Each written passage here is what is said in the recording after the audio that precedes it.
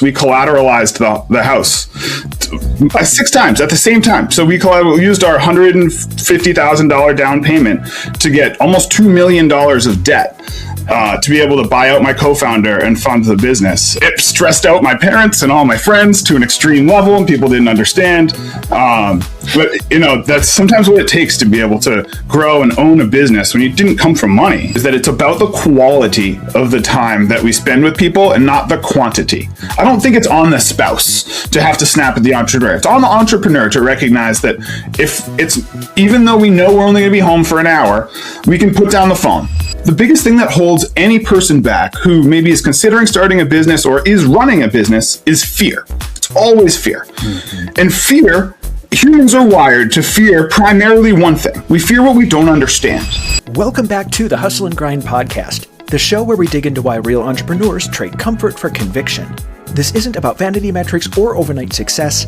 It's about the stories behind building a reputation that actually matters. I'm your host, Andrew, keynote architect, platform builder, and fellow founder in the trenches. Today, I'm sitting down with Garren Hilow, the founder of Abveris and a master of the $190 million exit.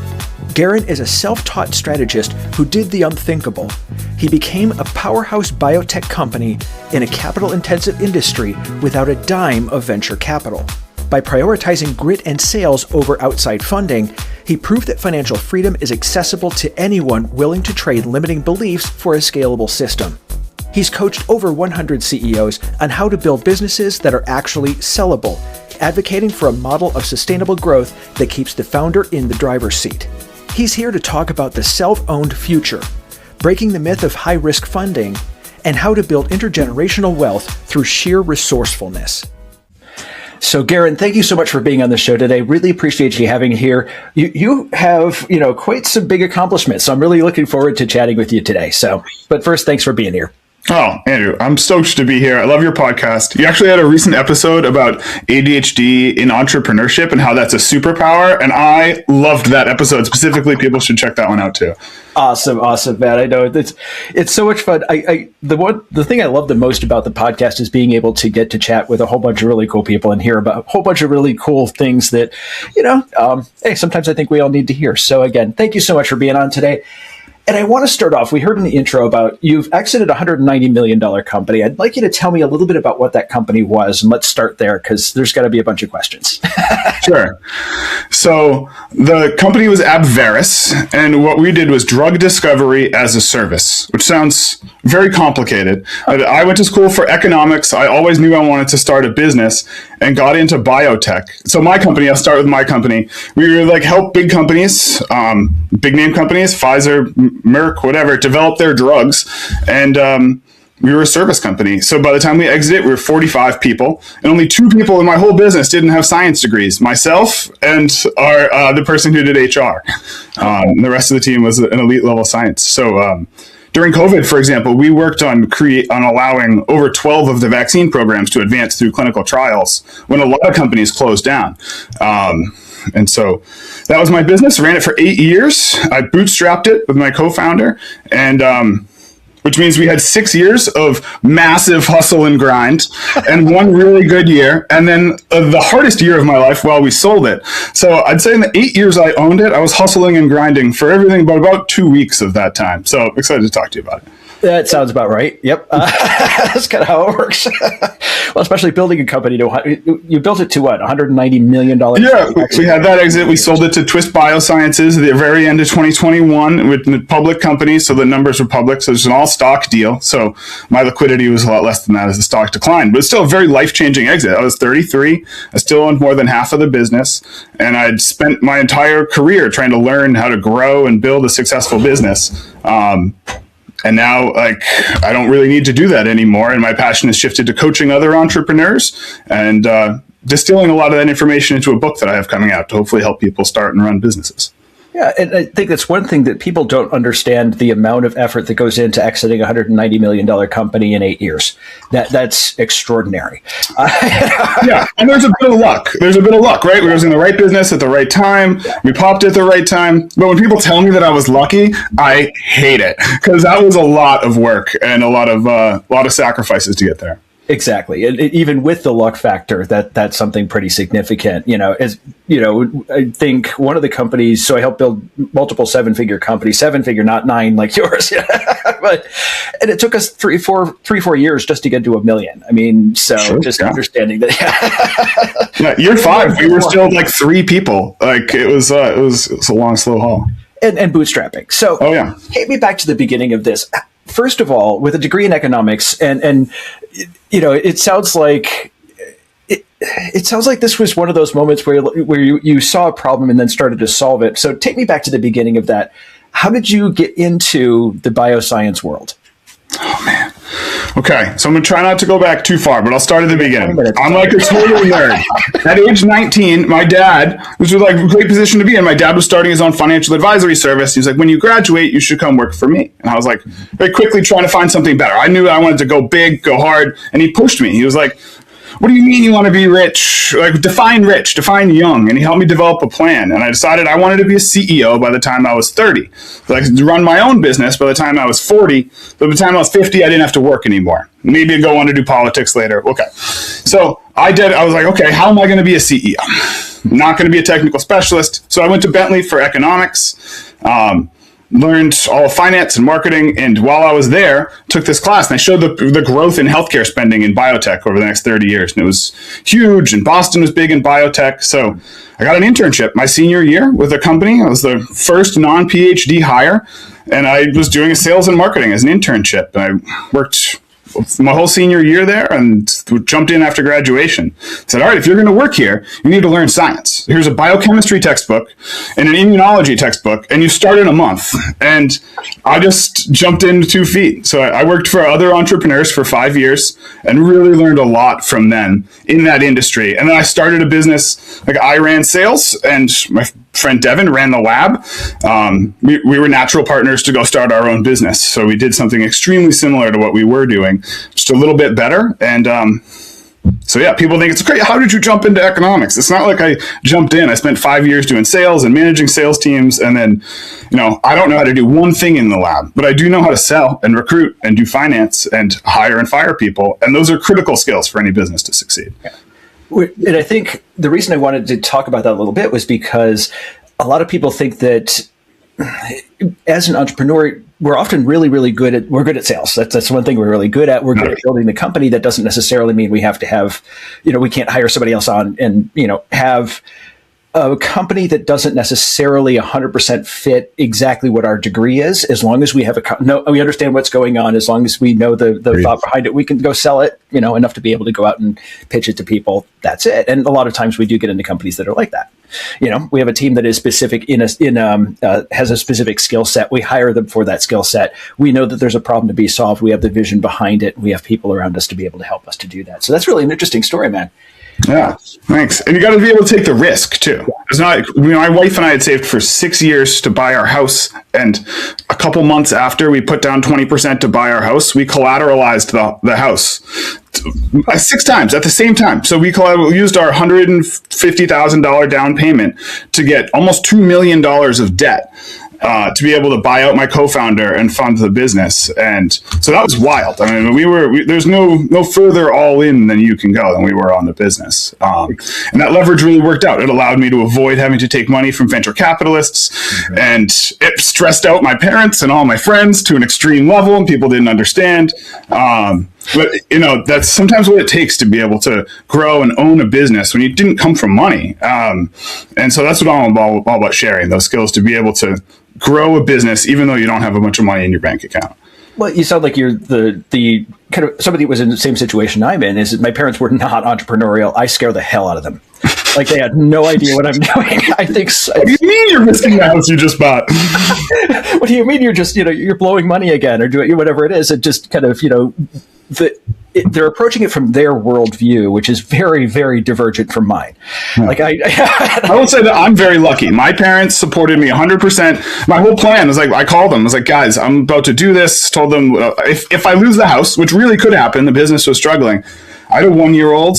Like, we need to move into your basement. And they were like, okay, we could do that. But that was the plan.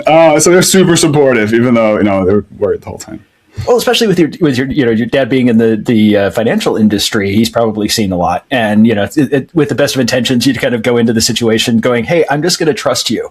And there's a lot of trust. Like not only the people around us and your parents having to trust you, you had to trust yourself because you said you had a 1-year-old. You've really leveraged your house a lot, and you have all of these things going on around you. How did you build that trust, or did it just come naturally to you, or was there something that you had to do where it's like reps in a gym? Because I think as entrepreneurs, that's our biggest issue is we need to build trust in ourselves that no matter what the hell's going to happen, we can just move forward. But both my parents were entrepreneurs, actually, and both their businesses struggled substantially for years and years due to not being able to. There was always sales and marketing and access to capital, and so I just knew from a young age that this is what I wanted to do and to run a business, and I wasn't sure what it would be, and I just dedicated myself to finding the skills to be able to do that. I read hundreds of books. I love taking leadership positions, whether it's in sports or student government or otherwise. And so I'll tell you about the first date with my wife. The first time we had a serious conversation. We were dating. I really liked her. I think she liked me. I think this conversation got serious. Got to check the boxes. Hey, do you want kids? So yeah, I want kids too. Cool. She's like, I want 2. I was like, I want 2. She's like, I want 4. I was like, okay, great. This could work. Second big thing that I had to bring up before we could commit to each other was I really want to run a business someday. And there's going to be a day where I'm going to go all in on a business. I absolutely have to do it. It's been a life mission of mine. She's like, absolutely. She'd known me through college. She'd known me for a while. She's like, I will support you on that. And so it's something that built into our pre-marriage covenant and everything. And so it wasn't something that just happened. It's something you got to do with support from your partner and the people around you. And so I'm a total nerd that way though. Yeah. Yeah. I love that.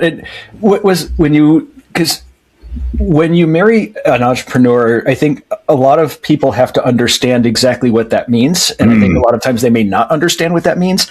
Because we're passionate about something we do. We're willing to go move forward on it. We often have this vision that other people don't. And sometimes we're just a little bit crazy in a good way. We're kind of a little nuts because we want to be able to change the world. We want to be able to go out and bring this thing to life. It's like bringing another child into the world is essentially what we're doing. Did she understand that, or is this something that she had to understand, as the relationship progressed?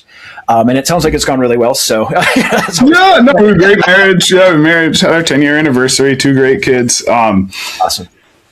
I think it's something you can say. It's difficult to understand, right? It's like, hey, she's got 2 kids at home. There's COVID going on. I'm going to be at work for the next 14 days. I worked Saturdays and Sundays, and our friends were going off to, even when we were young, before we had kids and I was running the business, it was Saturday. All our friends are going to the brewery. I was like, well, I worked a full-time job and was running the business on the side for the first 2.5 years. So I had essentially 2 full-time jobs. So when everyone's going out, I'm going to work. And that was, it's easy to understand. And then it's hard sometimes to support, especially when they're kids or things that you want to do. Babe, I'll be at home. This is what I got to do. But it was always try to live the vision. When this succeeds, I'll be home full time. We'll buy the house that we want. That Mercedes you see, I'm going to buy that for you someday. We just try to keep envisioning this. I'm working towards this vision, which as entrepreneurs, often we can see, but we have to bring everyone else there. And often we're so far outside of most people's worlds, our vision seems crazy, and it's just sometimes trying to get that across. And I think that's one thing I have seen with some of my clients and friends who were married to successful entrepreneurs, is they had trouble understanding where that was or how to manage that very different work-life balance. You're not going to be home at 5 p.m. every night. You're not going to be home on weekends. Holidays are this thing that other people talk about. That's about what it is. What advice would you give to the spouses of entrepreneurs to say, this is how we think, and here's some things to help kind of survive this? Sometimes you're just surviving, Yeah. I love the deep questions. Good question. I'm going to tell a little story. Sure. All about the stories. I optimized my whole life around work. My house was 8 minutes away from work. So I would finish a call at 5, be home in time for dinner at 5:30, and then often be back at work by 7 to work 7 to 11. And oftentimes, this would happen a lot. I'd come in and I would drop my bag, having just had an 8-minute commute, which is not long, and just be like, whoa, this has gone wrong and this and that. And one day, Katie, to her credit, she snapped, and we very rarely raise our voices to each other. She said, Garren, I'm raising a 2-year-old. I'm making dinner. I need you to step in that door and be a dad, not a CEO who's all angry about his day. I need a husband, and your kid needs a dad. And I don't care if that means you take a walk, you take some time. When you step in that door, be what we need. And that shook me for a minute, because she's always been my confidant. But I realized that.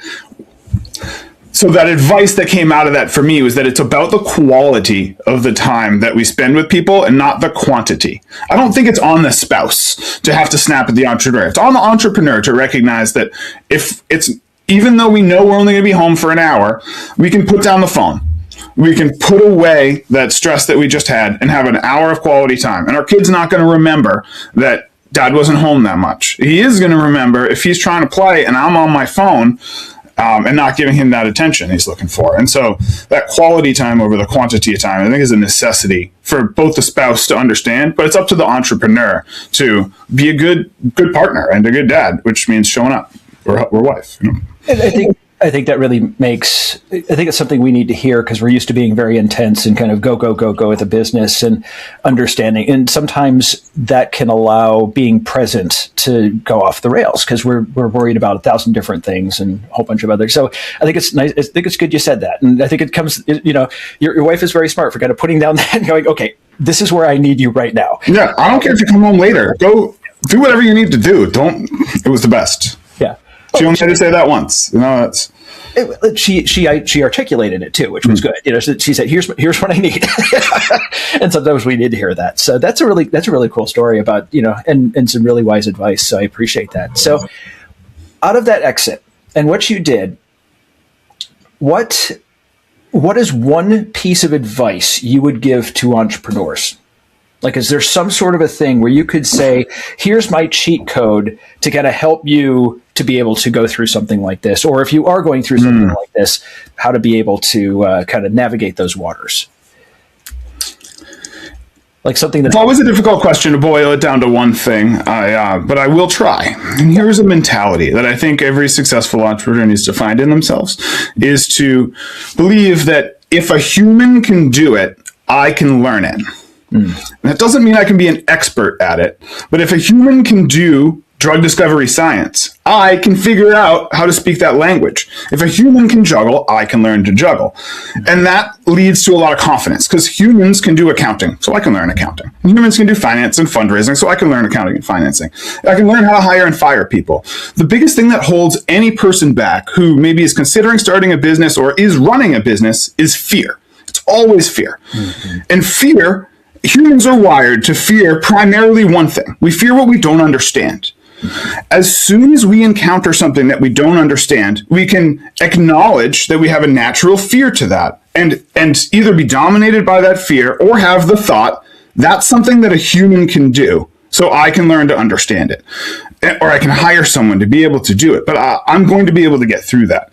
And every time we feel fear, go learn that thing. And that'd be my one piece of advice. I just wrote a whole book about that, trying to get people over the little fears. So if you're afraid of hiring and firing and fundraising, of course you are. You don't know how to do it. But as soon as you have a way through, it's not scary. And then as soon as you're not afraid of it because you've done it, it's so empowering. And so that's part of what entrepreneurship, I think, is that being able to step over those fears, walk through them, say, no, I still have this mission that's stronger than those fears, and understanding to be in a constant state of discomfort, like constant discomfort. Yeah. And I think, it wasn't until I read the book Can't Hurt Me by David Goggins. So I have a bit of a history with him. He actually would have gone to the same school district. Had he stayed with his dad, he literally lived down the street from me.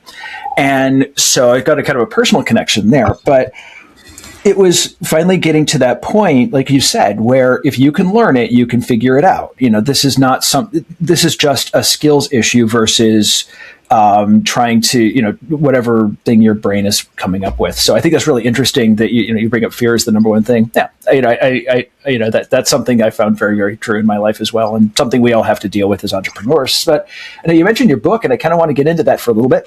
Tell us a little bit about your book.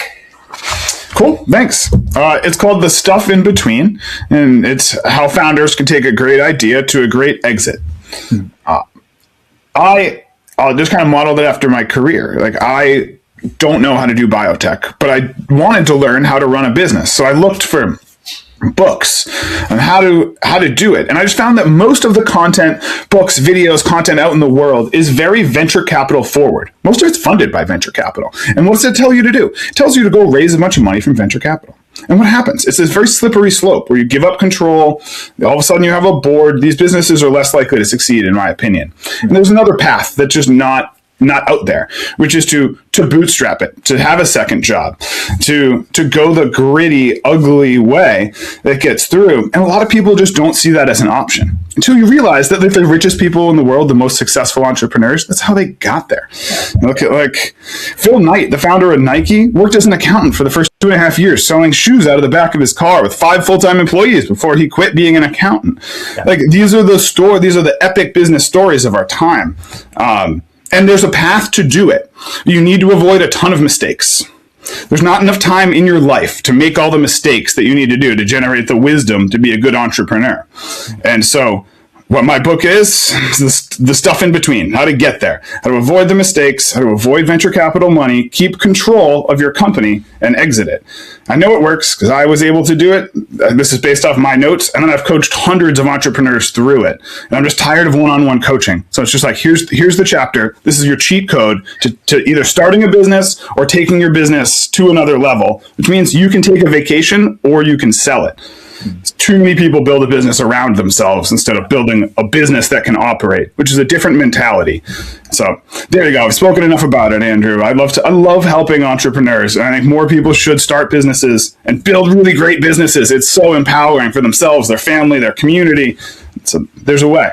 Yeah, exactly. And there's, I love the fact that you wrote a book entirely on how to overcome the things that we're going to have to deal with. I love that, man. Also, if folks want to learn more about Garren and the book, take a look in the show description. But I just want to say, man, thank you so much for being on today. We're getting towards the end of the show. Thank you so much for coming here. You've done an amazing thing, growing a company to $190 million within 8 years. And that's a very big accomplishment. So I want to say thanks for dropping the wisdom on us today. I appreciate you. Hey, thanks for running such a great podcast. It's an awesome resource for your listeners, and I'll continue to listen. Thanks for having me. Awesome. Thanks, man. Have a good one. Thanks for tuning into the Hustle and Grind podcast, where we unpack what it really takes to build something that matters. If today's conversation hit home, do me a favor. Share it with someone who's in the trenches too. And if you're building your own brand, platform, or message and want help turning that story into serious authority, head over to theauthorityforge.com to see how we can help. Until next time, keep showing up, keep shipping, and keep chasing the work that sets you on fire. I'm Andrew, and this was the Hustle and Grind podcast.